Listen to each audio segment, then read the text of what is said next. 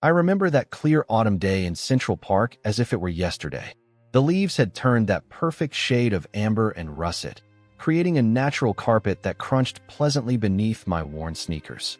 I had come here seeking solace, as I often did when the weight of my thoughts became too heavy to bear alone. New York in October has a special kind of magic, not the bustling energy of summer or the festive cheer of winter, but a contemplative beauty that matched my mood perfectly. My name is Alex Mitchell, and at 32, I was still trying to figure out my place in this vast city. My apartment in Brooklyn was humble but comfortable, my job as a freelance writer just stable enough to keep me afloat, and my social circle small but loyal. Yet something was missing, a purpose, perhaps, or a connection to something larger than myself. I had spent the morning wandering aimlessly through the winding paths, watching children chase squirrels and couples holding hands on benches. The cool breeze carried the scent of someone's pumpkin spice coffee and rustled through my unruly brown hair. I pulled my navy jacket tighter around my shoulders, letting my mind drift away from the deadline I'd been avoiding and the unanswered text from my sister. It was near Bethesda Fountain that I first noticed the crowd. In New York, gatherings often form around street performers or minor celebrities spotted in the wild, but this was different.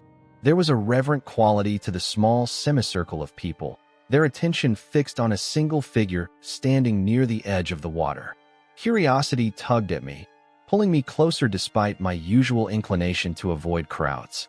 As I approached, the murmurs grew clearer, hushed tones of admiration and speculation. "That's him. That's definitely Richard Wells," a woman in a red beret whispered to her companion. The name registered immediately. Richard Wells, tech innovator, philanthropist, the founder of Wellsphere Technologies. His face had graced the cover of Time magazine twice in the past year alone.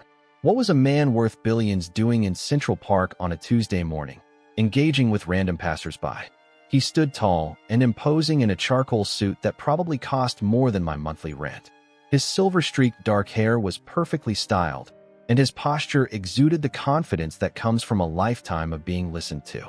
But as I drew closer, I noticed something else, a certain tension around his eyes, a tightness in his smile that didn't match the practiced charm of his public appearances. Wells was answering questions, his deep voice carrying across the space with practiced ease. People asked about his latest ventures, his thoughts on the economy, his famous rivalry with another tech giant.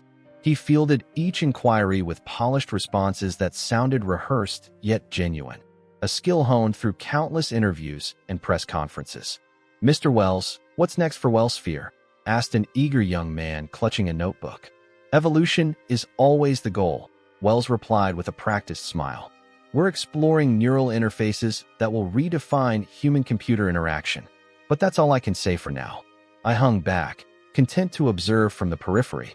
But then someone asked about his childhood, and I witnessed a subtle but unmistakable shift. His expression flickered, a momentary crack in the perfect facade. His answer was vague, redirecting to his college years at MIT instead. My writer's instinct sensed a story there, something unresolved, something hidden. For reasons I still don't fully understand, I found myself edging forward through the small crowd. My heart pounded against my ribs as I squeezed past a couple in matching Yankees caps. I'm not usually so bold. In fact, my friends often tease me about my tendency to fade into the background. But something about Wells's carefully constructed persona called to me, like a puzzle missing a crucial piece. Before I could second-guess myself, I was standing at the front of the semicircle, mere feet away from one of the most powerful men in the country. His cologne, something expensive and subtle, mingled with the autumn air. Up close, the fine lines around his eyes told of stress no wealth could erase. When his gaze landed on me, I felt a jolt of recognition, though we'd never met. It was as if he saw something familiar in me too, a shared understanding, perhaps, or a common wound.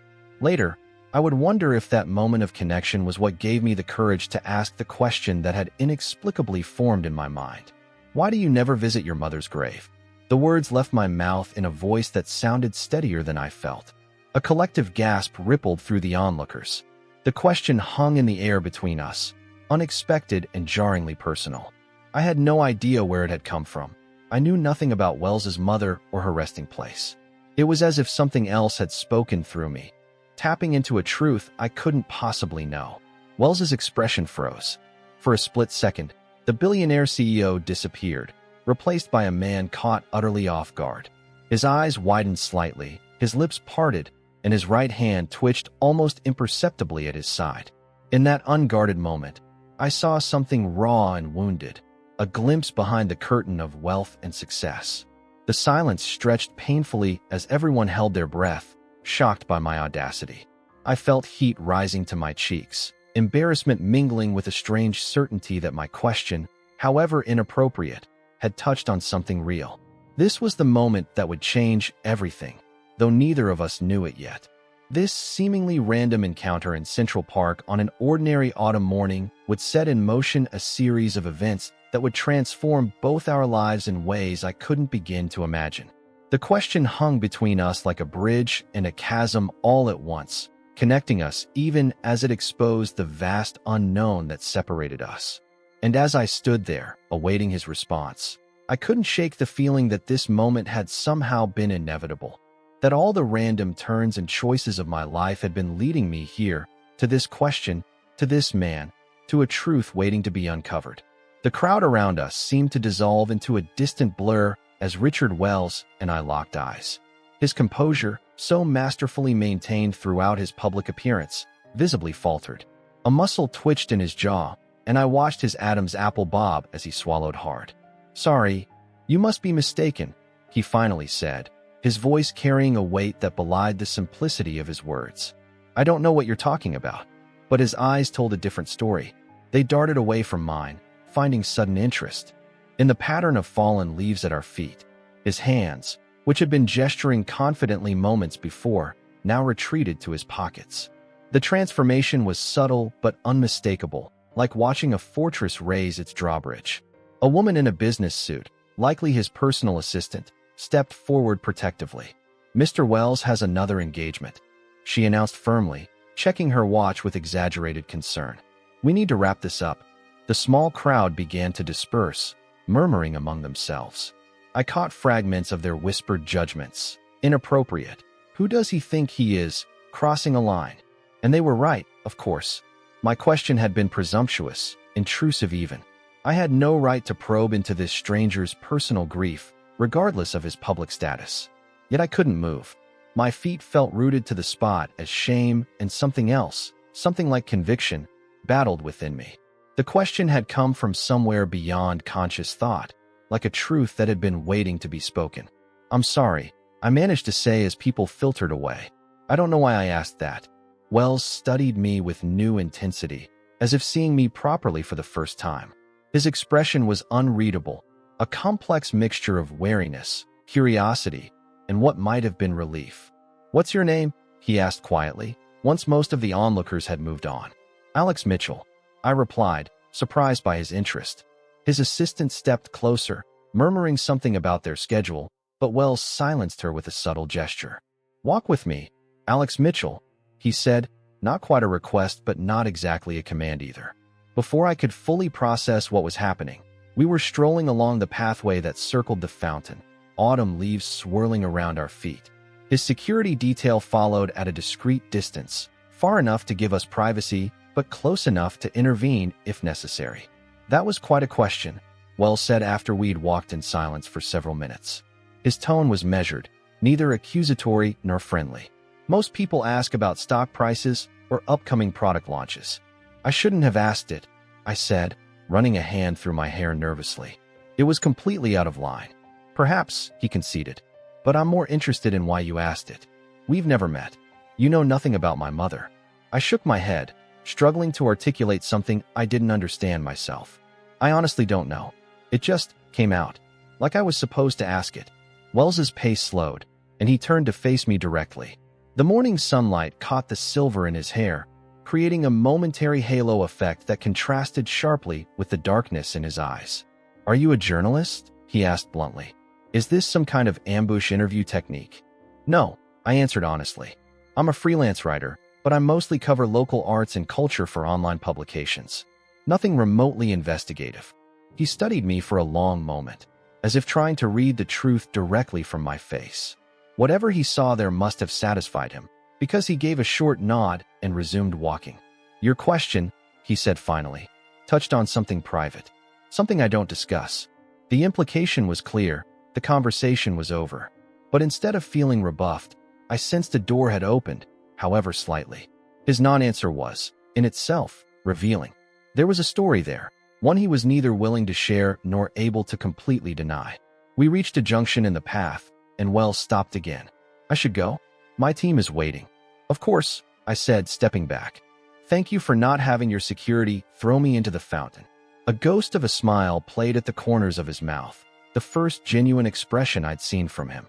The thought crossed my mind. He turned to leave, then paused, looking back at me over his shoulder.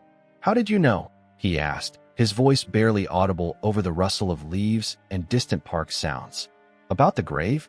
It was my turn to be caught off guard. I admitted. I don't know anything about you beyond what's in the papers. Wells nodded slowly, his expression turning inward. Interesting, was all he said before turning away. I watched him stride toward the waiting black SUV at the park's edge, his security detail closing ranks around him as he moved. His assistant gave me one last suspicious glance before following her boss. The encounter left me shaken, my mind buzzing with questions. Who was Richard Wells beyond the carefully crafted public image? What had my random question triggered in him? And why did I feel so certain that our paths would cross again? That night, I couldn't sleep. I paced my small Brooklyn apartment, replaying the interaction in my mind. I had touched a nerve, that much was clear. But I had no way of knowing which nerve, or why.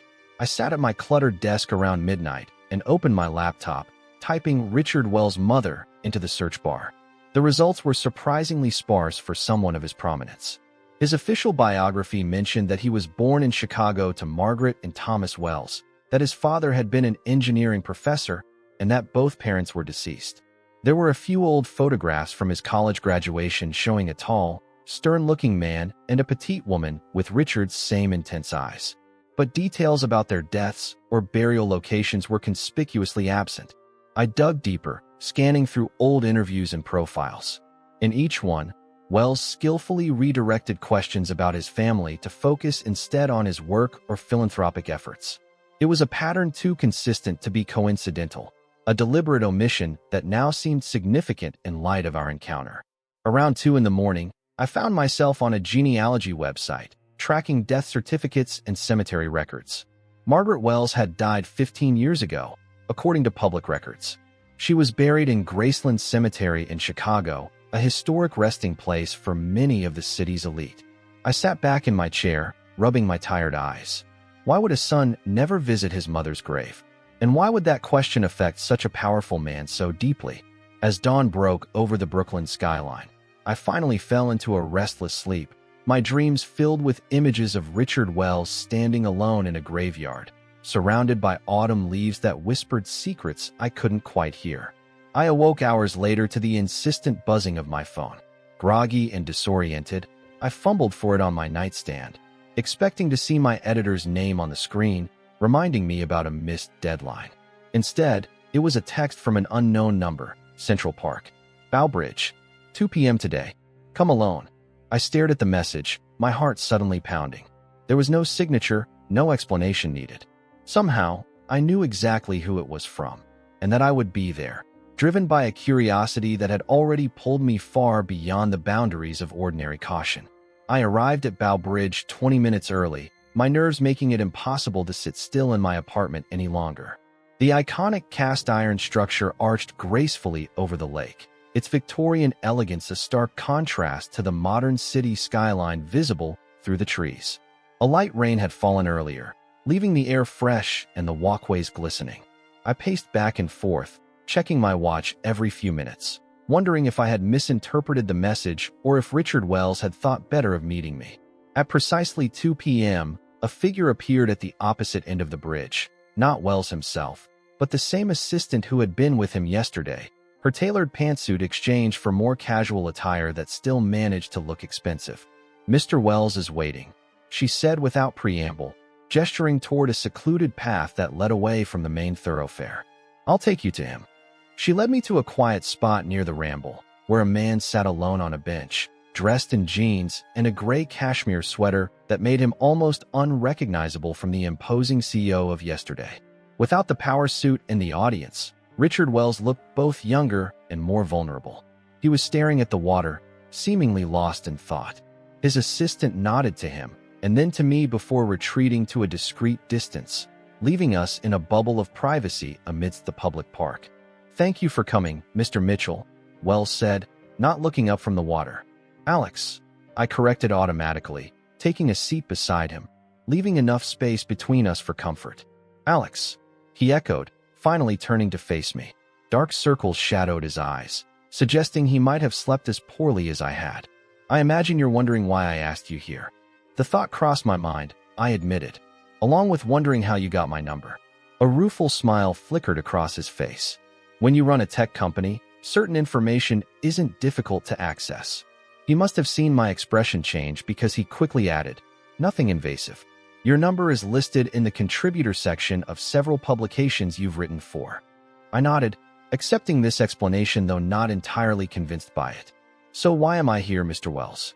"Richard," he countered, then fell silent for a long moment, organizing his thoughts. "Your question yesterday, it wasn't random, was it?" I considered lying, but something told me honesty was the only currency worth trading in this strange relationship. "It felt random to me," I said carefully. "I don't know anything about your mother or why you would or wouldn't visit her grave. It just came out." He studied me intently, as if trying to catch me in a deception. Whatever he saw in my face must have satisfied him, because he nodded slowly and turned back to the water. "I haven't been back to that cemetery in 15 years, he said, his voice so low I had to lean slightly closer to hear him. "Not since the day of the funeral." The admission hung in the air between us, weighty with unspoken implications. I remained silent, intuiting that any response might break whatever spell had prompted this unexpected confidence. "Do you know what it's like," he continued after a while, "to build an empire on a foundation of guilt?" It wasn't really a question meant for answering. Richard's gaze remained fixed on the middle distance, seeing something far beyond the placid surface of the lake. "My mother wanted me to be a doctor," he said with a hollow laugh. "Can you imagine? Richard Wells, MD. She never understood what I was trying to build. We fought about it constantly during my last year at MIT. I dropped out to launch my first startup, and she..." He trailed off, swallowing hard. "She told me not to come home until I had come to my senses." A jogger passed by, music leaking from her earbuds, completely oblivious to the confession unfolding mere feet away. The mundane interruption seemed to remind Richard where we were, and he straightened slightly, his CEO posture returning. "I don't know why I'm telling you this," he said abruptly. "We don't know each other. Sometimes it's easier to talk to a stranger," I offered. "No history, no expectations." He considered this, then nodded. "Perhaps. Or perhaps there's something about you, Alex Mitchell. Something trustworthy." His eyes, when they met mine, were searching. "Have we met before?" "Before yesterday, I mean." "No," I said, certain of at least this much. I would have remembered. Richard fell silent again, and I took the opportunity to observe him more closely. In profile, the sharp lines of his face seemed carved by worry as much as age. Despite his casual clothes and the absence of an entourage, there was still something fundamentally isolated about him, as if he existed in a bubble that even here, in this moment of vulnerability, remained intact. "I should go," he said suddenly, starting to rise. "Wait," I said, surprising myself with the urgency in my voice. "You didn't answer my question, the one from yesterday." Richard paused, half standing, looking down at me with an expression I couldn't read. For a moment, I thought he might simply walk away. Instead, he sank back onto the bench. "No," he said quietly. "I suppose I didn't." The silence stretched between us, filled with the ambient sounds of the park, distant laughter, the soft splash of a duck landing on the water, the rustle of leaves in the gentle breeze. "I don't visit because I can't face what's written on the headstone," he finally said, each word measured and difficult. "Beloved mother." Two words that feel like an accusation. I waited, sensing there was more he needed to say. "The last time I spoke to her, I told her I was too busy to come home for Thanksgiving," he continued, his voice tight with controlled emotion. "Too busy building what would become Wells Fear. She died 3 weeks later. A stroke." Sudden. No warning. No chance to say goodbye or apologize for being her disappointment of a son. "I'm sorry," I said, the words inadequate but sincere. "The empire you see today," he gestured vaguely toward the Manhattan skyline, "was built while I was running from that grave." From those two words that remind me of what I failed to be. The confession hung in the air, raw and unrehearsed, so different from his polished public statements that it felt like I was meeting a different person entirely. "Why are you telling me this?" I asked gently.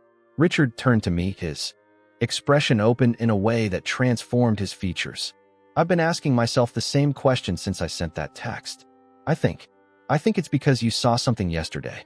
Something I've spent 15 years hiding from everyone, including myself."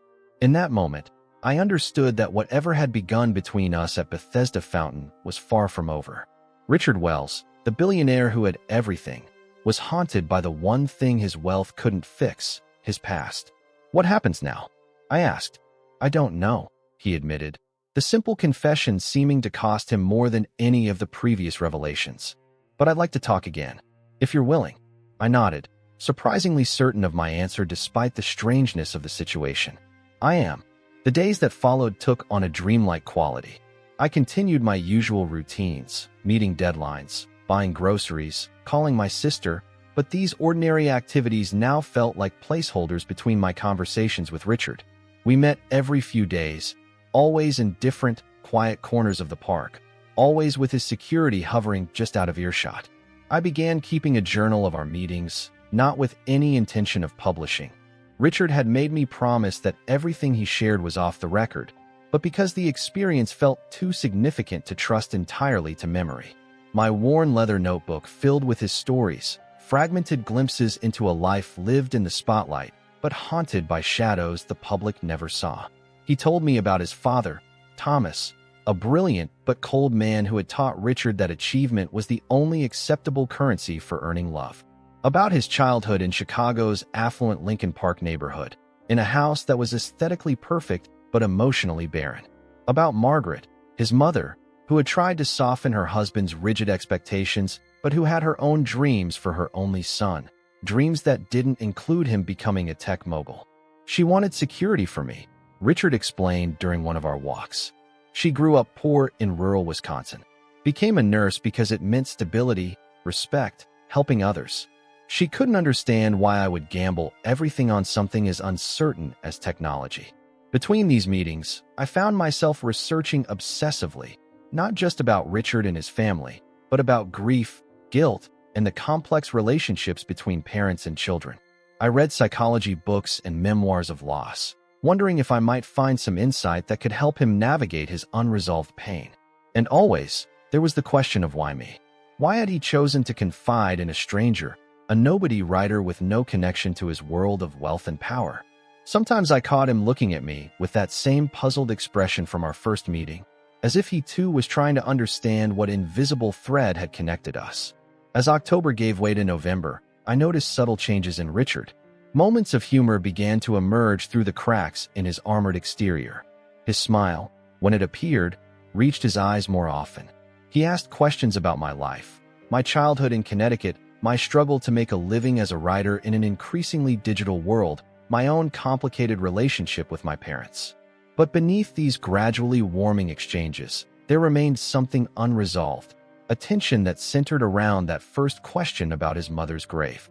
We had discussed Margaret Wells extensively, but Richard still refused to visit Graceland Cemetery, still flinched at any suggestion that he should face that physical marker of his loss. "There are some doors that are better left closed," he said firmly when I gently broached the subject one gray afternoon. I didn't push, sensing that this particular wound was still too raw despite the healing that had begun in other areas. But I couldn't shake the feeling that until he confronted this final piece of his past, Richard would remain trapped in the prison of his guilt. A man whose external success masked an internal landscape frozen in time at the moment of his greatest regret. November in New York brought earlier sunsets and a biting chill to our park meetings. As Thanksgiving approached, a holiday now inextricably linked to Richard's loss, I noticed him becoming more withdrawn, our conversations shorter and more guarded. The progress we'd made seemed to be receding like the daylight. On a particularly cold evening, I waited for him at our usual spot near the conservatory garden. The sky had darkened early, and the park lamps cast long shadows across the paths. When Richard finally appeared, 15 minutes late, his face was drawn and pale. "I wasn't sure you'd come," I said, my breath forming clouds in the cold air.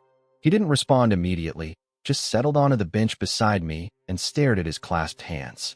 15 years ago today, he finally said, "I got the call about my mother." The weight of the anniversary explained his demeanor. I sat quietly beside him, offering silent companionship. "I was in a board meeting," he continued, his voice hollow.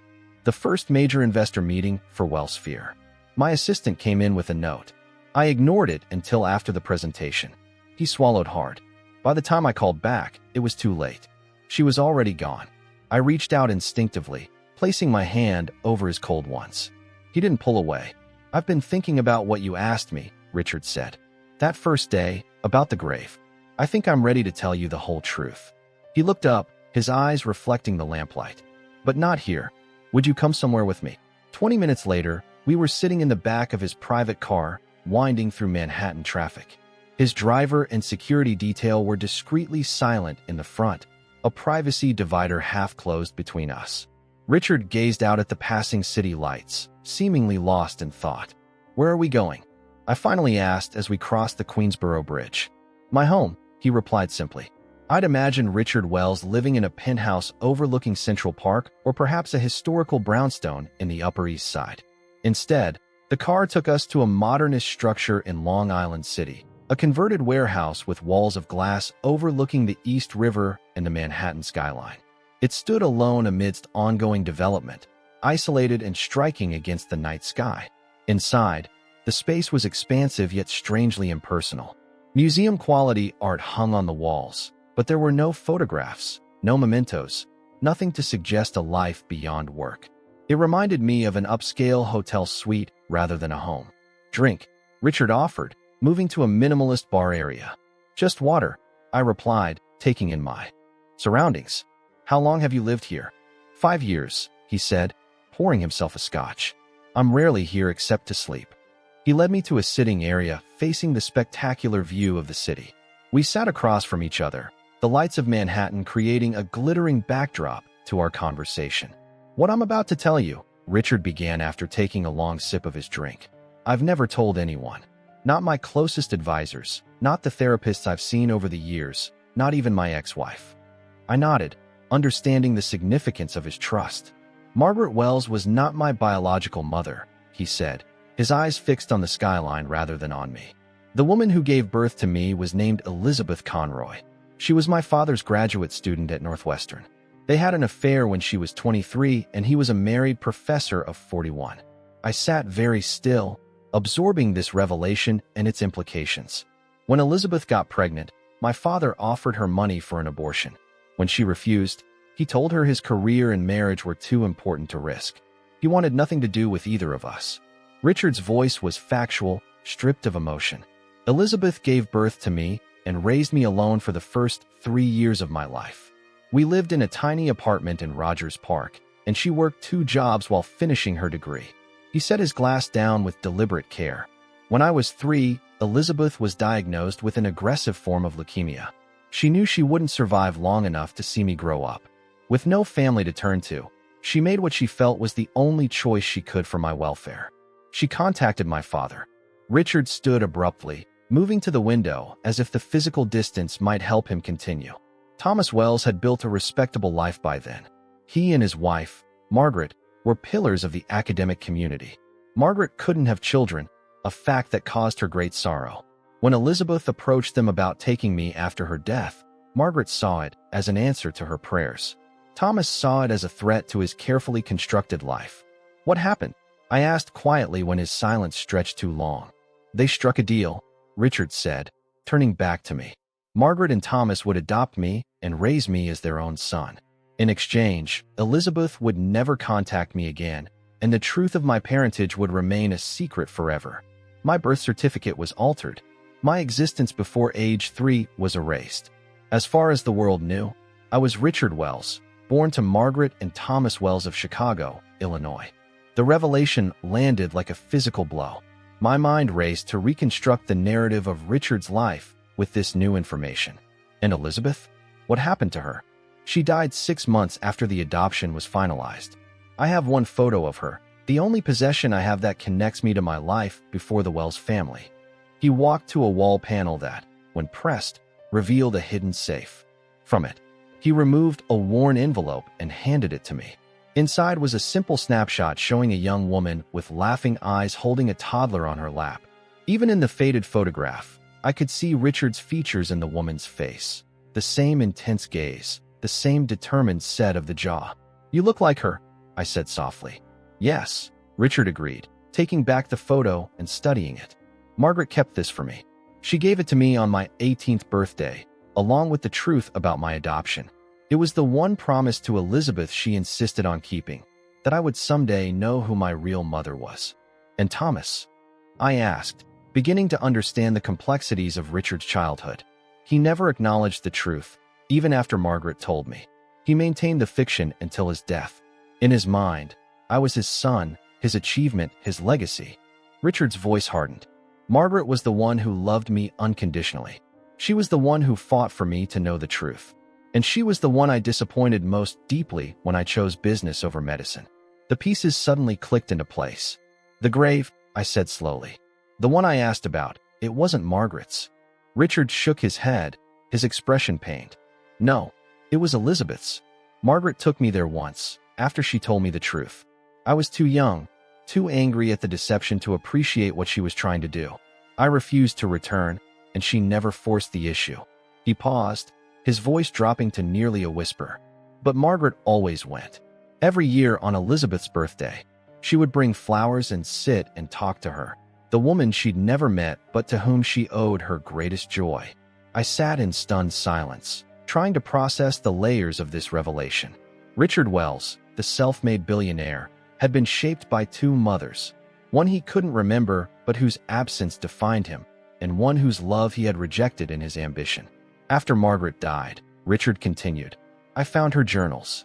She'd kept them for years. The early ones detailed her fear that I would hate her when I learned the truth, her gratitude to Elizabeth for the gift of motherhood, her struggles with Thomas's emotional distance. The later ones," his voice broke slightly, "the later ones were full of her worry for me, her fear that I was becoming like Thomas, driven by ambition at the cost of connection, her hope that I would find my way back to myself." He returned to his seat, looking suddenly exhausted. "The question you asked me that day in the park, it wasn't about Margaret's grave at all. It was about Elizabeth's, the grave I've never visited, the mother whose gift I've never properly acknowledged." The revelation hung in the air between us, enormous in its implications. "How could you have known?" Richard asked, his eyes searching mine. "How could you have asked the exact question that has haunted me for 15 years? I shook my head helplessly. "I don't know. It just came to me." Richard leaned forward, his expression intense. "I think you were meant to ask it. I think you were meant to force me to face this truth." The moment felt charged with significance beyond my understanding, as if we were actors in a play whose script had been written long before we met. The coincidence was too precise, too meaningful to be random. "What will you do now?" I asked. Richard stood, moving to a desk where he opened his laptop. After a few keystrokes, he turned the screen toward me. It showed a flight itinerary to Chicago, departing the next morning. "I'm going to visit Elizabeth's grave," he said, his voice steadier now. "After 15 years, it's time to face the truth of where I came from. And I want you to come with me." I stared at the screen, then back at Richard, the magnitude of his request sinking in. This wasn't just about continuing our strange friendship. This was about becoming part of his journey toward redemption. "Are you sure?" I asked.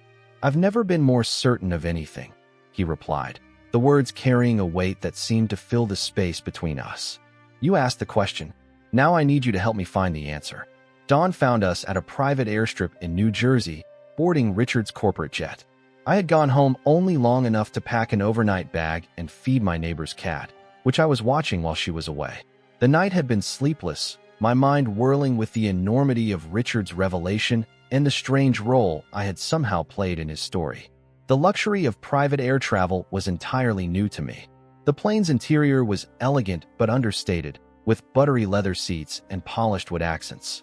Richard seemed distracted during takeoff, answering work emails on his phone until the last possible moment before the flight attendant, the only crew member besides the pilots, politely but firmly asked him to switch to airplane mode.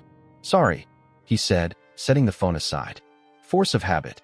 We were alone in the cabin, his security team having taken a commercial flight earlier to make arrangements in Chicago. The privacy allowed a kind of intimacy that our park bench conversations had lacked. "Are you nervous?" I asked as we reached cruising altitude. Richard gazed out the window at the clouds below. "Terrified," he admitted with surprising candor. "I've faced hostile takeovers, congressional hearings, and market crashes with less anxiety than I feel about standing at that grave." "Why did you ask me to come?" It was a question that had kept me awake most of the night. He turned to face me, his expression thoughtful. "Because you're the catalyst. Because you asked the question I've been avoiding for 15 years. Because..." He hesitated, searching for the right words. "Because somehow you see me. The real me, not the CEO or the billionaire or the public figure." The flight attendant offered breakfast, but neither of us had much appetite. Instead, we nursed cups of coffee as Richard began to share more about the complex relationships that had shaped his life. "Margaret was an extraordinary woman," he said with genuine affection. "She knew from the beginning that taking me in meant living with a constant reminder of her husband's infidelity. But she never once made me feel unwanted. She chose to love me completely, despite how I came into her life." "That's remarkable," I said. "Not everyone could be so generous." "No," Richard agreed. "Thomas certainly wasn't. He provided for me materially, the best schools, every advantage, but there was always a distance. I think he looked at me and saw his greatest moral failure. I spent my childhood trying to earn his approval, never understanding why it always seemed just out of reach." The irony wasn't lost on either of us, that Richard had spent his life trying to please a father who couldn't love him fully, while rejecting the path his loving adoptive mother had wished for him. "What about you?" Richard asked, turning the conversation away from himself for the first time. "You've heard my life story, but I know very little about yours." I shifted uncomfortably and used to being the subject of scrutiny.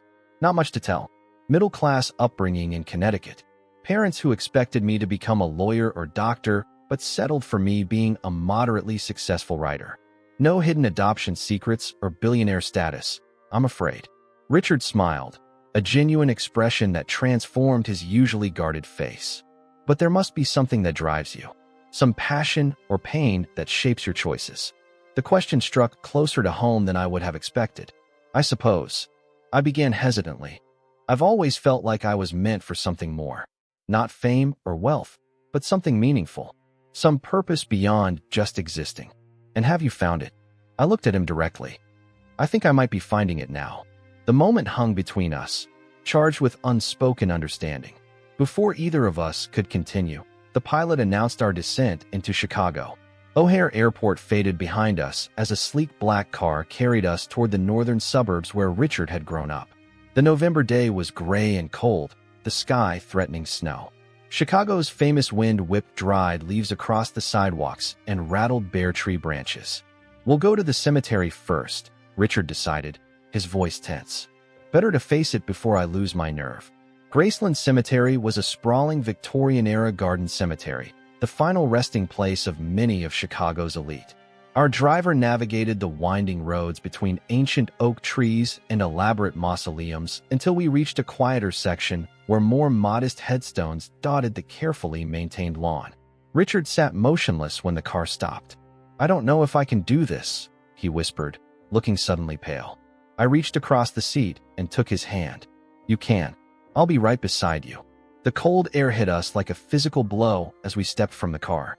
Richard pulled his coat tighter and consulted a small map the cemetery office had provided, then led the way through rows of granite and marble markers. He moved with purpose, as if he had memorized the location long ago but never allowed himself to visit. Finally, he stopped before a simple headstone. Elizabeth and Conroy, 1955 to 1981. Love endures all things. The grave was well maintained, but showed no signs of recent visitation. No flowers, no tokens, nothing to suggest that anyone remembered the young woman buried there. Richard stood completely still, his expression frozen. When I glanced at his face, I saw tears tracking silently down his cheeks. Without thinking, I reached for his hand again. He gripped mine with surprising strength. "I don't remember her," he said, his voice breaking. "I've tried so hard to recall something. Her voice, her face, anything. But there's nothing. Just emptiness where those memories should be." "You were so young," I reminded him gently. "Too young to understand what she did for me." Richard knelt slowly, touching the cold stone. "She gave me life twice. Once when she gave birth to me, and again when she ensured I would have a family after she was gone." We stood in silence for several minutes, the wind rustling the few remaining leaves on nearby trees. When Richard finally spoke again, his voice was steadier. "Margaret used to bring daisies when she visited. She told me they were Elizabeth's favorite." He looked up at me. "I should have brought flowers." "We can come back," I assured him.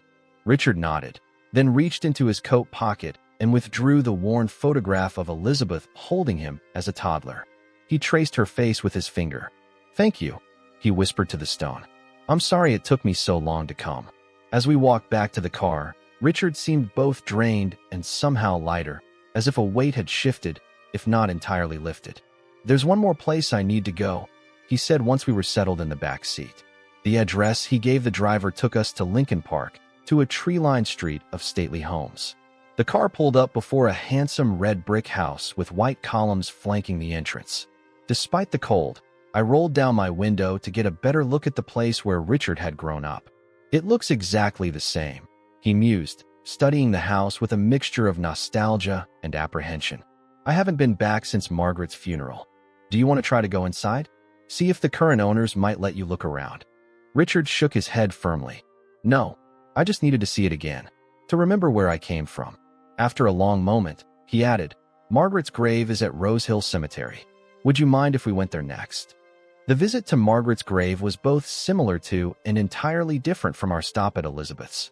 The headstone was larger, more elaborate, bearing both Margaret and Thomas's names, though as Richard explained, Thomas was actually buried in the university cemetery near their vacation home in Michigan. He couldn't bear to be reminded of her even in death, Richard said bitterly. Then, more softly, "I brought her lilies after the funeral. They were her favorite. I haven't been back since." Unlike at Elizabeth's grave, Richard seemed to know exactly what he wanted to say here. He knelt beside the stone and spoke quietly, his words meant for Margaret alone. I moved a respectful distance away, giving him privacy for this reunion. When he rejoined me several minutes later, his eyes were red, but his expression was peaceful. "I told her I was sorry," he said simply, "for not understanding what she tried to teach me, for not appreciating the sacrifice she made in raising another woman's child as her own, for disappointing her. I'm sure she was proud of you," I offered. "Maybe of my success," he acknowledged, "but not of the man I became." Margaret valued connection above achievement. She would have preferred me to be a moderately successful doctor with close friends and family than a billionaire who sits alone in an empty house. The observation hung in the air between us, its truth too pointed to deny. We returned to the car in thoughtful silence, both processing the emotional weight of the morning. "Lunch," Richard suggested as we pulled away from the cemetery, his tone deliberately lighter. "There's a diner near my old high school that makes the best patty melts in Chicago." At the diner, a classic establishment with red vinyl booths and waitresses who called everyone honey, Richard seemed more relaxed than I'd ever seen him. He ordered for both of us with the confidence of someone revisiting a cherished memory, and told stories of coming here after football games in high school, of bringing his first serious girlfriend to this very booth, of Margaret treating him to milkshakes after dentist appointments. "You look happy," I observed as he polished off his patty melt with uncharacteristic enthusiasm. "I feel something," he admitted, wiping his hands on a paper napkin. "Not exactly happy, but connected. To my past, to myself." He met my eyes across the table. "To you." The moment stretched between us, significant in ways I wasn't yet ready to analyze. I focused instead on the revelation that had changed everything. "What will you do now?" "About Elizabeth, I mean." Richard considered the question as he stirred his coffee. "I've been thinking about that. There should be a proper memorial, something that acknowledges her sacrifice. A foundation for single mothers with terminal illnesses, perhaps. Something that would have made a difference to her." I nodded, imagining how meaningful such a legacy could be. And what about you? Will you visit her grave again? Yes, he said without hesitation. Regularly. I have 27 years of absence to make up for. He paused, then added quietly, I'd like you to come with me sometimes, if you're willing. The request caught me off guard. Richard, I know it's a lot to ask, he interrupted. But the truth is, I don't think I could have done this without you. Whatever strange coincidence or fate brought us together that day in the park, I'm grateful for it. I thought about my life in New York, my modest apartment, my freelance articles, my small circle of friends. None of it seemed to carry the weight and meaning of what had happened between Richard and me in the past month. I'll come, I promised. Whenever you need me to. For the first time since I'd met him, Richard Wells smiled with his entire being. A smile that reached his eyes and transformed his face from merely handsome to truly alive. The months that followed our Chicago trip brought changes I could never have imagined that first autumn day in Central Park. Winter settled over New York with a series of snowstorms that transformed the city into a glittering, hushed version of itself. I continued my freelance writing, but with a new focus and energy. Richard had introduced me to the editor of a prestigious magazine who commissioned a series of articles on technological innovation and social responsibility. Richard and I developed a routine of sorts. We still met in the park when weather permitted, but more often at a small coffee shop in the West Village that he liked for its anonymity, or occasionally at his stark Long Island City home, which gradually began to show signs of being actually lived in. Books left open on side tables, a throw blanket draped over the couch, even a few framed photographs, including one of Elizabeth Conroy that now held a place of honor in the living room. True to his word, Richard established the Elizabeth Conroy Foundation for single parents with terminal illnesses. The foundation provided financial support, childcare, and family placement services to ensure that no parent in Elizabeth's situation would have to face such impossible choices alone. He asked me to sit on the board, a position I accepted with both trepidation and pride. We returned to Chicago monthly to visit Elizabeth's grave. Richard always brought daisies, and we would stand together in companionable silence, or sometimes with Richard quietly telling his birth mother about his month, as if making up for all the years of missed conversations. These pilgrimages became sacred rituals for both of us, markers of a journey neither of us fully understood but both recognized as transformative. As spring began to soften the city's hard edges, I noticed subtle but significant changes in Richard. The driven CEO was still there, still brilliant and demanding in his professional life, but there was a new dimension to him. A capacity for reflection and connection that made him more fully human. He laughed more easily. He listened more intently. He began mentoring young entrepreneurs from disadvantaged backgrounds, giving them the guidance he wished he'd had. One unexpectedly warm April evening, we sat on his terrace overlooking the East River, watching the sunset paint the Manhattan skyline in shades of gold and pink. I had a meeting with my board today, Richard said, swirling the ice in his sparkling water. I told them I'm stepping back from day-to-day operations. I turned to him in surprise. Really? That's unexpected. For them too, he chuckled. I think old Davidson nearly had a heart attack. But it's time. I found a brilliant young woman to take over as CEO, Sophia Chun, from our R&D division. She has the technical expertise I lack and a vision for ethical technology that aligns perfectly with where I want WellSphere to go. What will you do? I asked, trying to imagine Richard Wells without the company that had defined him for so long. Focus on the foundation. Travel a bit. Learn to cook something more complicated than scrambled eggs. He smiled, then grew more serious. And finish writing my memoir. This was another new development. Richard had begun writing his life story 2 months earlier, not as a glossy business success story, but as an honest account of his complicated journey through family secrets, ambition, and eventual redemption. How's it coming? I asked, genuinely curious. Richard's early drafts had shown surprising literary talent. It's challenging, he admitted. Facing the truth about yourself on paper is even harder than facing it in a cemetery. But it feels necessary, like something I need to do for both of my mothers. And for myself. We fell into comfortable silence, watching the lights come on across the river as darkness fell.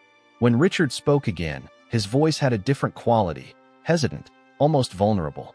Alex, there's something I've been wanting to ask you. I turned to face him, noticing the unusual tension in his posture. What is it? These past 6 months have been the most transformative of my life.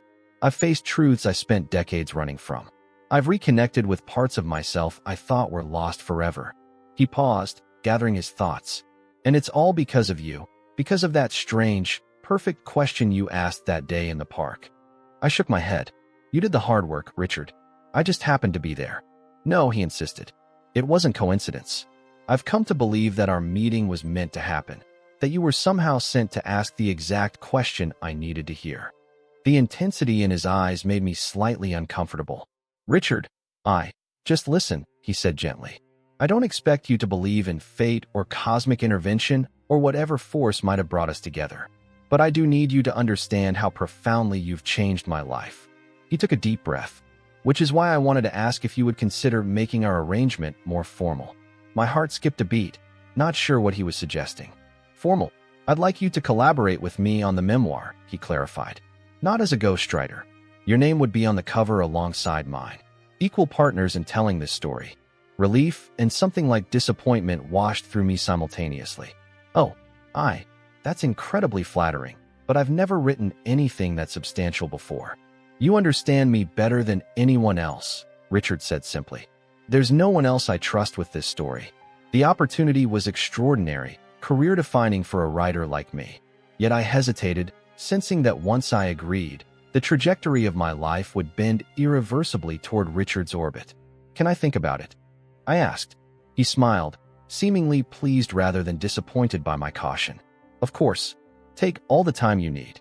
2 days later, I called Richard and accepted his offer.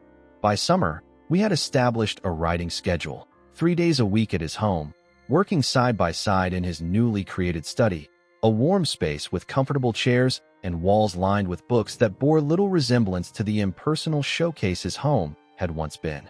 The memoir took shape slowly, chapter by chapter.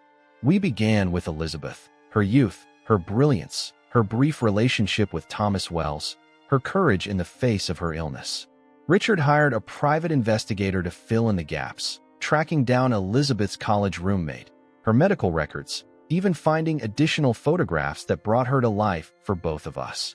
The chapter on Margaret proved even more emotional for Richard to write. Her quiet strength, her unconditional love, the way she had balanced loyalty to her husband with honesty to her son, all emerged on the page in rich detail that sometimes left Richard too moved to continue dictating. On those days, we would set the work aside and walk along the river, or he would share another memory that wasn't for the book but needed to be spoken aloud. As autumn returned to New York, bringing us full circle to the season when we'd first met, Richard suggested we visit Central Park. For inspiration, he explained, we're about to write the chapter about our meeting. I want to stand in the exact spot where it happened. We retraced our steps to Bethesda Fountain on another clear, crisp day so similar to the one a year earlier that it felt almost like stepping back in time. The fountain sparkled in the sunlight, surrounded by tourists taking photos and locals enjoying the perfect weather. It was right here, Richard said, stopping at the spot where he'd stood talking to the small crowd. And you were standing there. He pointed to where I had been, just a few feet away. I moved to the indicated spot, feeling a strange sense of déjà vu, and I asked you why I never visited my mother's grave. He finished, his eyes warm with memory. The question that changed everything. We sat on a nearby bench, watching the flow of humanity around the fountain, each lost in reflection. After a while, Richard broke the silence. Do you ever wonder what would have happened if you hadn't asked that question? If you'd stayed quiet at the back of the crowd? I had wondered many times. I think we still would have met somehow, I said. If you believe in fate, which you seem to. I never did before, Richard admitted. I was too rational, too driven by data and evidence. But now, he gestured to encompass the park, the fountain, the two of us. How else do you explain this? The mathematical probability of you asking that specific question, a question that perfectly addressed my deepest unresolved pain, has to be infinitesimal. Maybe, I conceded. Or maybe I'm just unusually intuitive. Richard laughed, always the modest one. His expression grew more serious. Regardless of how it happened, I'm grateful every day that it did.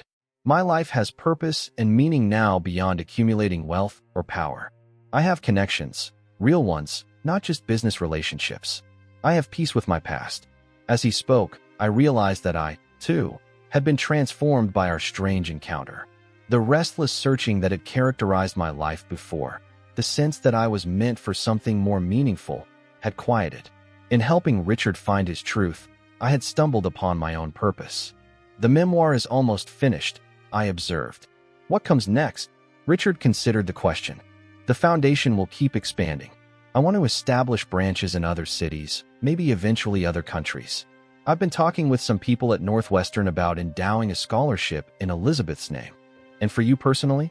I pressed, sensing there was more. He turned to face me directly. I'm thinking of selling the Long Island City place. It never felt like home. I've been looking at brownstones in Brooklyn, actually. Your neighborhood has grown on me. The implication wasn't lost on me. Over the months of working together, our relationship had evolved in ways neither of us had anticipated or defined.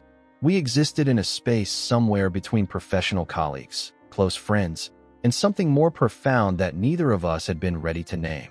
Brooklyn would suit you, I said carefully. It's more grounded than Manhattan. Like you, he replied with equal care. You've been my grounding force, Alex. My connection to what's real and true. The moment stretched between us, full of possibility. Around us, life in the park continued. Children laughing, dogs barking, the endless cycle of New York humanity flowing past. Yet in our small bubble of shared understanding, something important was shifting. Whatever comes next, I said finally, I'd like to be part of it. Richard's smile, open, genuine, reaching his eyes in that way I had come to treasure, was answer enough. I'm counting on it. As we walked away from Bethesda Fountain, retracing the path that had led us to this unexpected friendship, I reflected on the strange perfection of our story. How a random question from a stranger had unlocked a lifetime of hidden truths. How pain confronted could transform into purpose. How two people from entirely different worlds could find in each other exactly what they needed. You know, Richard said as we passed the spot where we'd had our second conversation, I've been thinking about the inscription on Elizabeth's grave. Love endures all things, I recalled. He nodded. I never understood what it meant until this year. I thought love was fragile, something that could be broken by ambition or absence or death. But now I see that it's the strongest force there is. It survives separation, betrayal, even death. It endures. As the autumn sun filtered through the golden leaves above us, I felt the truth of his words settle into my bones. Love, in all its forms, Elizabeth's sacrifice, Margaret's devotion, Richard's belated recognition of both, and whatever was growing between us now, had the power to heal what seemed beyond repair, to bridge what seemed unbridgeable, to endure what seemed unendurable. Yes, I agreed, taking his hand as we walked. It does.